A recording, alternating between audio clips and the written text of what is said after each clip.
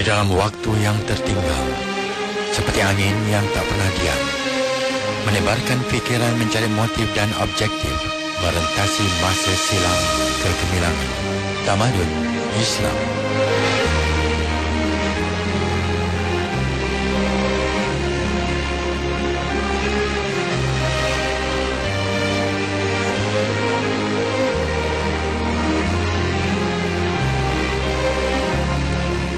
Assalamualaikum warahmatullahi wabarakatuh. Saudara, kita bersama lagi dalam rancangan Tamadun Islam, siaran dari Suara Islam Kuala Lumpur bersama tetamu undangan Dr. Makrofa Ismail dari UPM Sedang, Selangor. Selamat datang ke studio, Doktor. Apa khabar? Ya, terima kasih.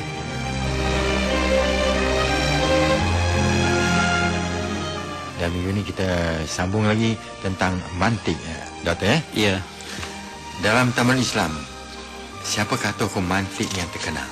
Ya, kalau kita lihat dalam Tamadun Islam cukup ramai kalau kita nak lihat tokoh mantik. Sebut saja setiap ahli ilmuwan Islam, Al-Farabi, Al-Kindi, Al-Khazmi dan ulamanya Al-Ghazali ataupun Ibn Rushd dan sebagainya, mereka adalah ahli mantik. Sebab ilmu mantik ini bukan ilmu yang dikaji secara terpisah dalam tradisi Islam. Bahkan Imam Syafi'i sendiri sangat mahir dalam ilmu mantik. Bahkan dalam Ar-Risalah, kitab usul fiqh yang pertama yang ditulis oleh Imam Syafi'i, dia menjadikan unsur mantik, al-qiyas sebagai satu sumber hukum. Kalau kita lihat dalam istinbat hukum dalam usul fiqh yang dalam aliran Syafi'iyah, dalam aliran Imam Syafi'i, dia menjadikan Al-Quran, kitab sebagai asas, kemudian ijma' ulama. Dan yang keempat adalah qiyas. Qiyas ini ialah hukum yang belum ada dibandingkan dengan hukum yang ada. Hukum yang tidak ada umpamanya dadah, hukum yang ada ialah arak. Walaupun persamaannya lah tidak sama dari segi cecair dengan bahan yang bukan cecair, tetapi dari segi mudratnya, yang satu lebih mudrat daripada yang satu lagi. Apabila yang ini haram, maka yang satu lagi pun dikiaskan apabila adanya mushtarak, adanya ilah yang mushtarak, ilah yang sama, yang membawa hukum yang sama. Jadi oleh sebab itu ini dipanggil analogi dalam al-qiyas, ini dipanggil analogi di dalam mantik. Dan Imam Asy-Syafi'i menggunakan kaedah ini. Jadi kalau kita nak lihat imam yang memuliakan ilmu mantik ialah antaranya lah Imam Syafi'i dan Imam Al-Ghazali. Sebab Imam Al-Ghazali pernah mengatakan man lam ya'lam al-mantik fala thiqata fi ilmihi, seperti yang kita sebutkan tadi, orang yang tidak mengetahui ilmu mantik jangan dipercayai ilmunya.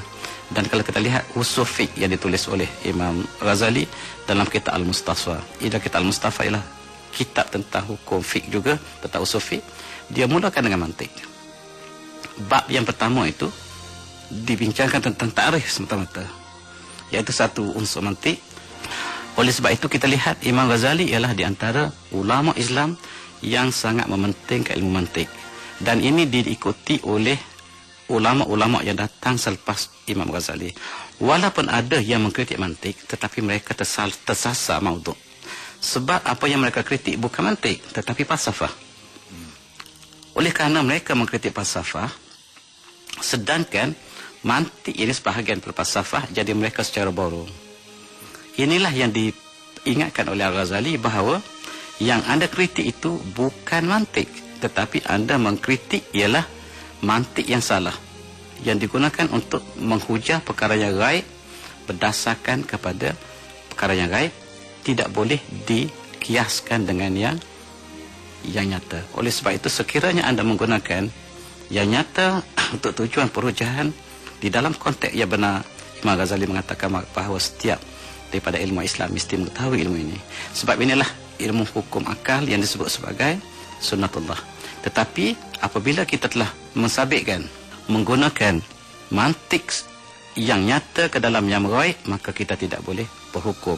Sebab umpamanya kalau lihat dalam kita ambil solat, di dalam kes sapu khuf, kata Sayyidina Ali, yang lebih utama sepatutnya bukan sapu di atas.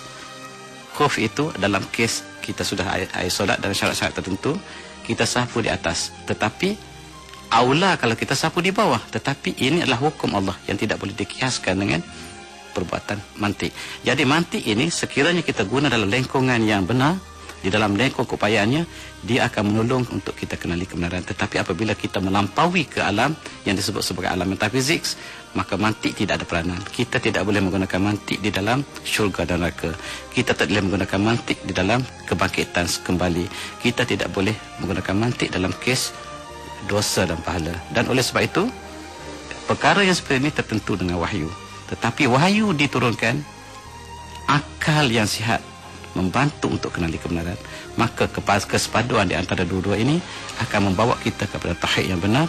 Oleh sebab itu dalam aliran Sanusiyah, dalam Al-Barahin, kita lihat dalam pendekatan Al-Barahin dalam sifat 20 umpamanya, dia selalu menjadikan ada dalil naqli, ada dalil akli yang kedua-duanya digunakan untuk mensabitkan ketauhidan, tauhid sifat, tauhid Allah SWT yang kita pelajari sejak daripada kecil lagi, dan inilah sebahagian daripada peranan mantik. Dan kalau kita tak tahu mantik, maka kita tak boleh belajar sifat 20, sebab perhujahannya adalah mantik. Sebahagian besar daripada perujahan sifat 20 yang kita ada dalam aliran Sanusiyah. Selalunya orang yang memahami mantik ini, Doktor, ya, dia punya kekuatan fikirannya memang cekap. Iya, sebab itulah kalau kita lihat pelajar yang bijak matematik, sebenarnya dia bijak mantik. Kalau dia lemah mantik, pelajar tidak boleh pergi lebih jauh dalam ilmu matematik. Sebab kadang-kadang kita mengajar pelajar matematik, kita tak tahu di manakah kelemahan dia. Sebenarnya kelemahannya adalah pada mantik. Kalaulah pelajar ini menguasai mantik, maka insya-Allah dia akan menguasai matematik dengan baik. Begitu juga siapa yang baik mantik, dia akan baik dalam sains, dia akan baik dalam tauhid, dan dia akan baik dalam perhujahan. Sebab perhujahan ini kita tidak dapat belajar, tetapi rasional, keupayaan yang dianugerahkan oleh Allah SWT ada dalam diri kita masing-masing. Kita lihat seorang yang bijak berhujah, sebenarnya bijak dalam mantik. Dan apabila satu perkataan yang diberikan padanya, dia boleh padamkan dengan hujah yang sangat kuat.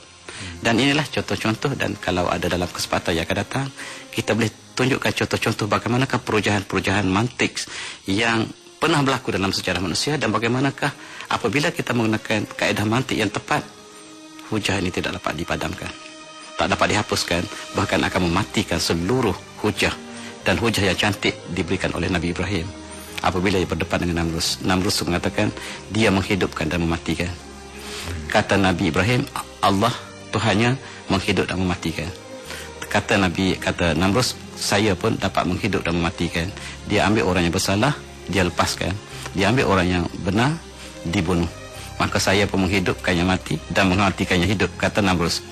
Kata Nabi Ibrahim, bukan setakat itu, Tuhanku menaikkan matahari daripada timur, dan anda sekiranya anda berkuasa, naiklah matahari daripada barat.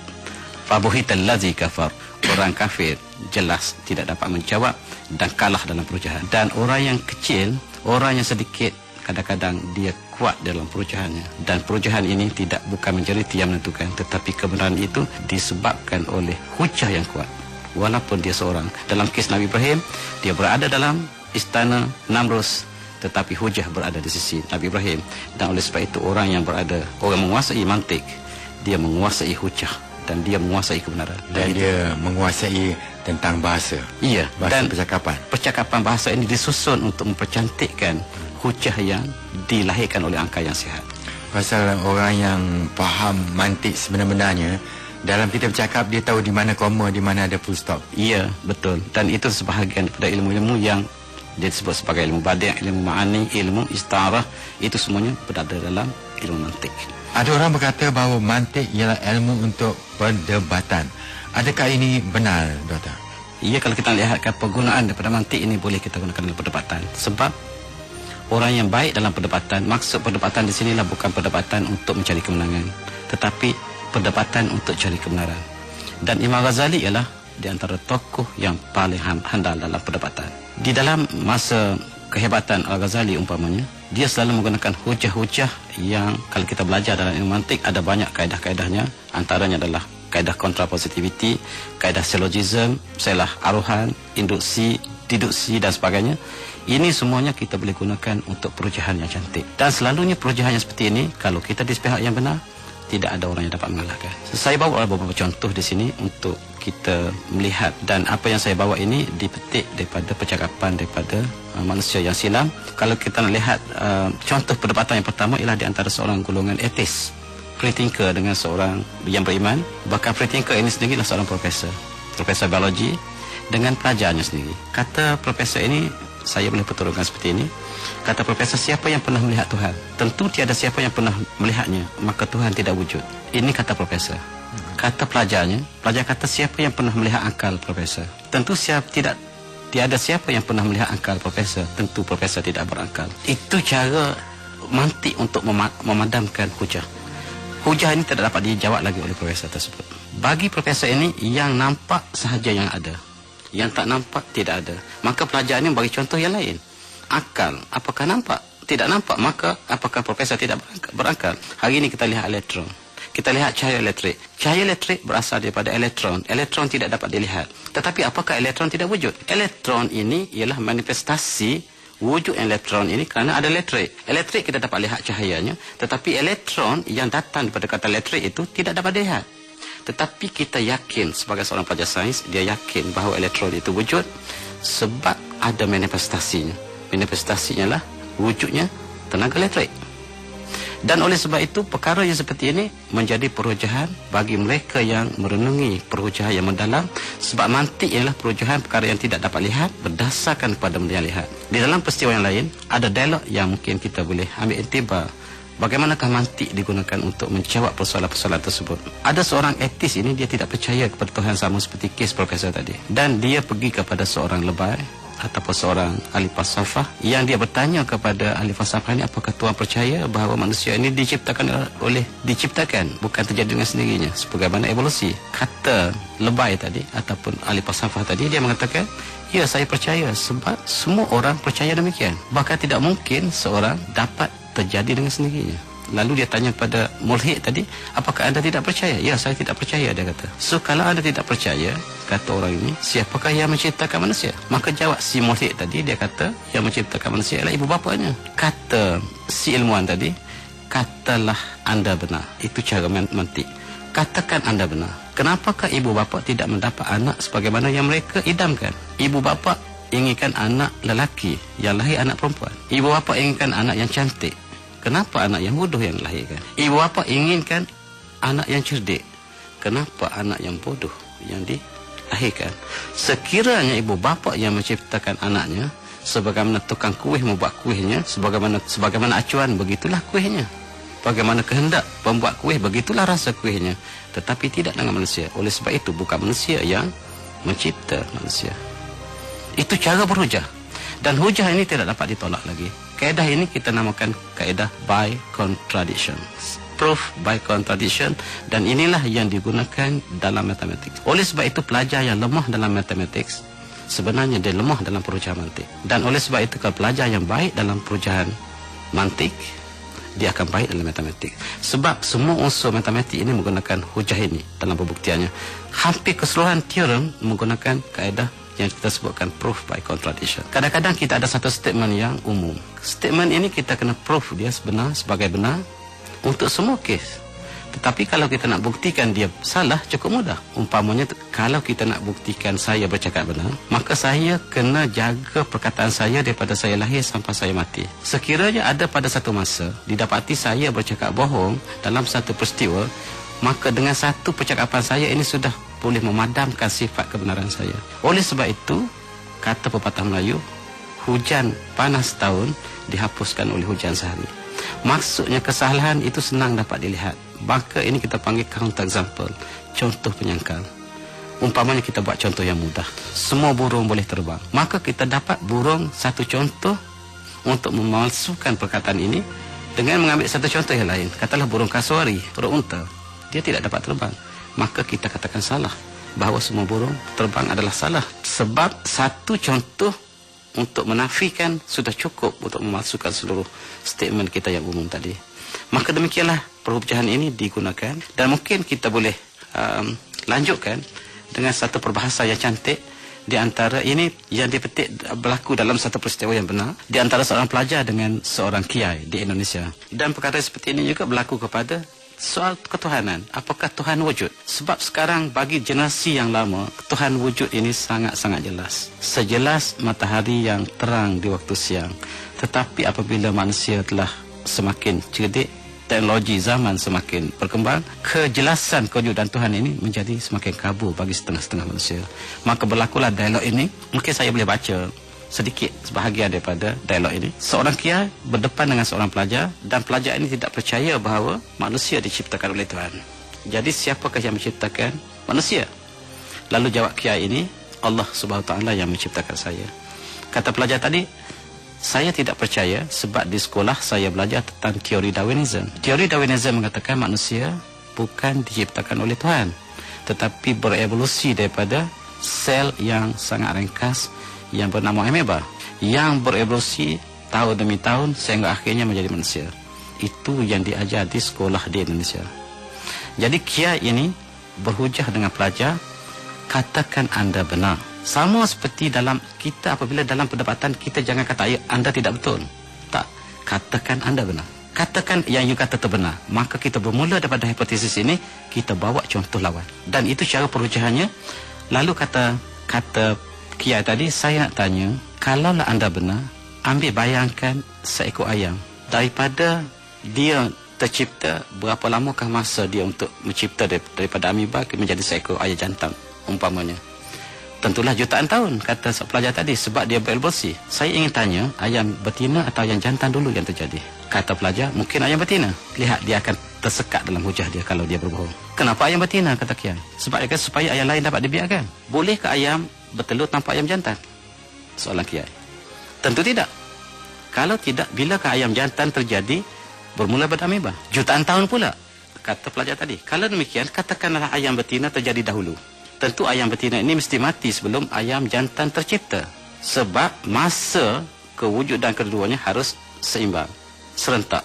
Supaya apabila dia tercipta, keduanya dapat membiak. Kalau begitu, kata pelajar, tentu ayam jantan dan ayam betina terjadi serentak. Lihat di situ, dia telah ubah hipotesis dia beberapa kali. Kalau begitu, kata kiai, tentu sel ameba itu mempunyai kuasa intelijen yang sangat hebat. Untuk membenarkan hipotesis anda, terlalu banyak kebetulan yang perlu berlaku. Jutaan kemungkinan juga perlu berlaku. Kenapa, kata pelajar? Dia kata, misalkan kebetulan pertama, mesti ada 2 sel ameba dalam air yang sama. Kebetulan yang keduanya ialah, kedua-dua ameba harus berpakat supaya akhirnya, selepas jutaan tahun, kedua-duanya akan menjadi ayam jantan dan satu lagi jadi ayam betina. Kebetulan ketiga, faktor masuk kewujudan harus diselaraskan supaya jarak masa terciptanya ayam jantan tidak jauh ketinggalan dari masa terciptanya ayam betina. Kalau tidak demikian, mereka tidak sempat membiak seperti yang ada hari ini. Kebetulan yang keempat, mesti ada sel ringkas yang lain yang harus berevolusi sebaik sahaja ayam jantan tercipta, maka sepohon padi pun tercipta. Sebab kalau ayam tercipta, makanan tidak ada, mereka akan mati. So, kena ada banyak kebetulan di sini. Jika tiada makanan, ayam betina akan mati sebaik sahaja dia tercipta sebelum terciptanya ayam jantan. Kebetulan kelima, pohon padi harus muncul pada masa yang sesuai, agar sebaik sahaja ayam betina wujud, makanan sentiasa ada, sedia ada. Kebetulan keenam, selepas wujud ayam jantan dan ayam betina serentak, kedua ayam harus bersepakat agar ayam betina saja bertelur dan tidak perlu berevolusi lagi. Dan yang ketujuh, telur harus programkan dirinya supaya daripada bentuk kuning telur akan mengeluarkan bulu, mata, hati, jantung, sayap ayam apabila diramkan oleh ayam betina. Di dalam kes ini terdapat banyak kebetulan demi kebetulan demi kebetulan demi kebetulan berlaku. Kalau anda berpendidikan demikian, maka kebetulan tidak boleh berlaku secara banyak kali. Dalam pengalaman kita tidak ada kebetulan yang berlaku banyak kali. Kebetulan nak berlaku sekali pun susah. Yang banyak berlaku dalam cerita Hindustan. Itu pun direka oleh pengarahnya supaya berlaku kebetulan demi kebetulan. Dalam realiti, kebetulan tidak mungkin berlaku secara berturut-turut. Untuk mencipta ayam daripada ameba, dia memerlukan tak terhingga bilangan kebetulan demi kebetulan yang mustahil. Oleh sebab itu, kata kiai ini, tidak mungkin kebetulan menjadi asas kepada Darwinism. Orang yang berpegang pada Darwinism ialah orang yang tidak rasional. Sebab mereka berpegang kepada kebetulan menjadi asas kepada kejadian organisme. dan ini tentulah bercanggah dengan akal yang sihat. Bagi orang Islam cukup mudah. Kita tidak dapat melihat bumi ini diciptakan, tetapi tidak ada yang tersusun, mesti ada penyusunnya. Tidak ada satu benda yang tercipta kecuali ada penciptanya. Kalau kita jumpa sebuah lukisan yang cantik, kita tidak lihat siapa yang melukisnya. Lalu seorang mengatakan cat jatuh ke atas kanvas dan dia berkupu-kupu menjadi sebuah lukisan yang cantik. Orang ini tidak waras. Apatah lagi kalau mereka mengatakan dunia yang begini cantik, indah, pergerakan bumi cakrawala yang begitu indah mengagumkan ini berlaku dengan law of nature tanpa ada perancangan sesiapa pun. Maka orang ini juga tidak waras.